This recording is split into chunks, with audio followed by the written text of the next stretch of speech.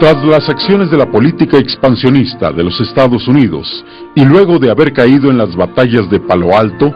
Resaca de Guerrero o de La Palma y el de la propia ciudad de Monterrey en el año de 1846, la batalla de la Angostura ocurrió donde hoy se encuentra la población de este mismo nombre, ubicada a casi 10 kilómetros de Saltillo, Coahuila, por la carretera a Zacatecas. Fueron los días 22 y 23 de febrero de 1847 a las faldas de esta sierra, cuando se enfrentaron los ejércitos de Zacarías Taylor por la parte norteamericana y Antonio López de Santa Anna al frente del ejército mexicano. El doctor Carlos Recio Dávila, historiador y catedrático de la Universidad Autónoma de Coahuila, nos habla de la batalla en el mismo lugar donde hace 164 años se desarrollaron los combates. Los americanos pasan a Saltillo, donde no hay combates en un principio, y llegan el 16 de noviembre de 1846, en tanto que el ejército mexicano se ha ido a concentrar a San Luis Potosí, donde el general Santa Anna, que recién ha llegado de Cuba, organiza un gran ejército de cerca de 20,000 hombres. Después de una larga marcha por el desierto de fines de enero hasta el 21 de febrero de 1847, finalmente el día 22 se enfrentan aquí en la Angostura, el 22 y 23 de febrero de ese año. Aquí donde estamos en este momento corresponde al ala derecha mexicana, izquierda norteamericana, y es el punto de concentración del ejército mexicano. Y ahí es donde inician los combates el día 22 de febrero en la tarde, cerca de las 2 de la tarde. El general Taylor, cuando observa que corre el riesgo de que los mexicanos lo envuelvan, envía a la caballería desmontada de Kentucky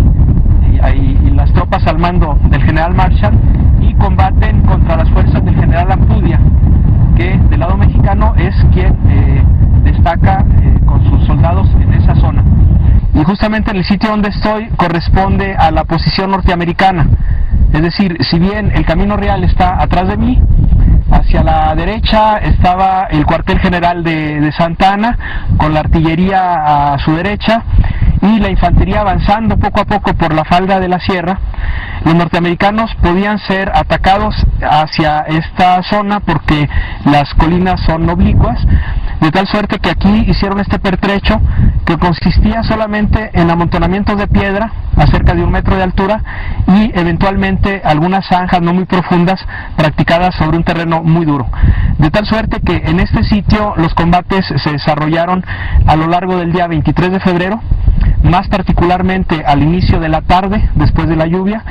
y poco a poco los mexicanos fueron avanzando hacia lo que es ahora aquí nuestra izquierda. Y en la mañana del día 23 de febrero, después de una corta celebración religiosa, los mexicanos deciden avanzar, avanzando otra vez sobre la falda de la sierra, donde habían obtenido la victoria un día anterior en esta pequeña loma que vemos al fondo, y Santa Anna decide entonces hacer un avance frontal por el camino real al cargo de parte de su infantería. Sin embargo, los cañones norteamericanos, que están perfectamente pertrechados en esta derivación sobre la que estamos y que se prolonga hasta el sitio donde se hace precisamente la angostura del camino,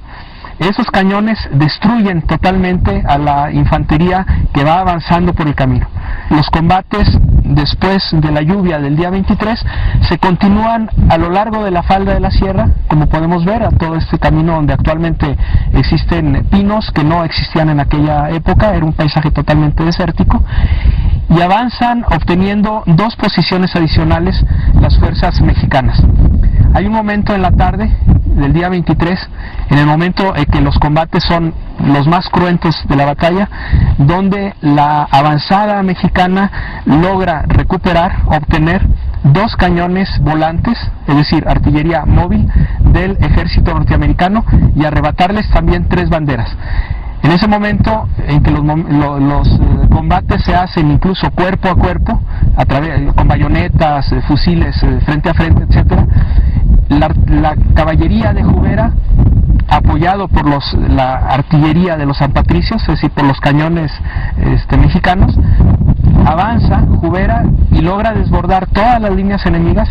hasta llegar al cuartel general de Taylor, que era la hacienda de Buenavista, actual Universidad Antonio Narro.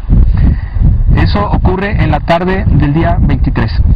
Es decir, han avanzado los mexicanos 5 posiciones, haciendo replegar a los norteamericanos en sus posiciones originales, pero con una gran cantidad de pérdidas, sobre todo en el ejército mexicano, debido a la gran fortaleza de la artillería estadounidense. El día 23 de febrero, en la tarde, es cuando se conocen el mayor número de hechos heroicos, algunos aislados, tanto de un ejército como del otro. Finalmente, cuando terminan los combates, en la noche del día 23 de febrero,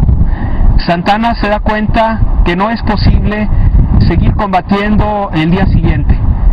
que de los 12,000 hombres que han luchado en la Angostura, se han perdido cerca de una tercera parte. O sea, podemos hablar de cerca de 4,000 hombres que han quedado muertos, heridos o desertores, en tanto que los norteamericanos solamente han perdido menos de 1,000 hombres, entre muertos, heridos y unos cuantos desertores. De tal manera que Santana decide retirarse del campo de batalla en la noche del día 23, y sobre el campo mismo de batalla envía un mensaje al presidente de la República en ese momento, diciéndole: me pesa no tener ni una galleta ni un puñado de arroz con que alimentar a nuestras tropas. Tenemos muchos heridos y he decidido retirarme a la hacienda de Agua Nueva para desembarazarme de estos heridos y volver a atacar. Sin embargo, el regreso a la hacienda de Agua Nueva, es decir, ese retroceso de cerca de 15 kilómetros, hace imposible el volver a combatir. Realmente hubiera sido muy difícil obtener una victoria, porque si bien los mexicanos habían rebasado prácticamente todas las líneas enemigas, los Estados Unidos tenían 600 hombres en Saltillo y aparte cerca de 1,500 hombres que venían de Rinconada a Nuevo León, es decir, a medio camino entre Monterrey y Saltillo, y que eran tropas de refresco, de tal suerte que los norteamericanos tenían el mismo número de combatientes frescos al principio, o más o menos frescos al principio de la batalla, que al final, en tanto que los mexicanos estaban muy cansados después de una larga caminata desde San Luis Potosí en solo 20 días, de haber combatido prácticamente sin aguas ni alimentos durante 1 día y medio, y enfrentarse a una artillería muy poderosa que era la norteamericana. Este mismo lugar, el escenario de cruentos combates, es hoy el recuerdo de un capítulo incierto de nuestra historia. Un episodio que fue registrado tanto por la parte mexicana en la llamada Batalla de la Angostura o la Batalla de Buenavista en la literatura norteamericana, dejó muchas heridas de incertidumbre que quizá no habrán de sanar.